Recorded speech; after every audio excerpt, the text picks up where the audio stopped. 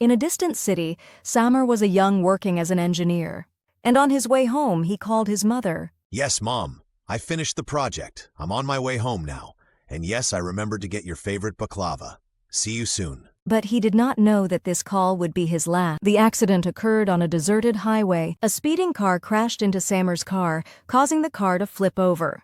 Some passersby called an ambulance. The medical team arrived quickly, but their situation quickly turned from trying to calm the injured person to a race against time. His condition required immediate surgical intervention.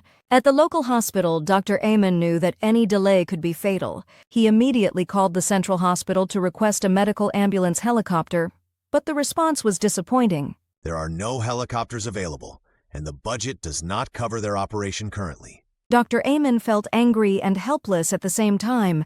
There was no other choice but to transport Samer by ambulance, even though the trip would take 3 hours, a time that his exhausted body might not be able to bear. The ambulance set off at full speed, struggling with time and distance. After an hour and a half, his condition began to deteriorate rapidly, and the monitoring devices began to sound successive alarms. The medical team tried with all their capabilities to revive him, but his body could not bear it. In the front seat, the driver was speeding up as if he was escaping his inevitable fate, but the city was still far away. In the back, Samer closed his eyes for the last time, and silence reigned inside the car. They finally arrived at the central hospital where surgeons were waiting in the emergency room. But it was too late. Dr. Amen stood at the entrance, exhausted, watching the scene with empty eyes. The failure was not medical, but financial.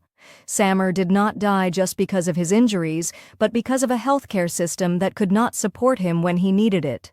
The next day, Samer's photo made the front pages of newspapers. His story became a public opinion issue, and he became a symbol of the suffering of patients. But how long will this failure continue?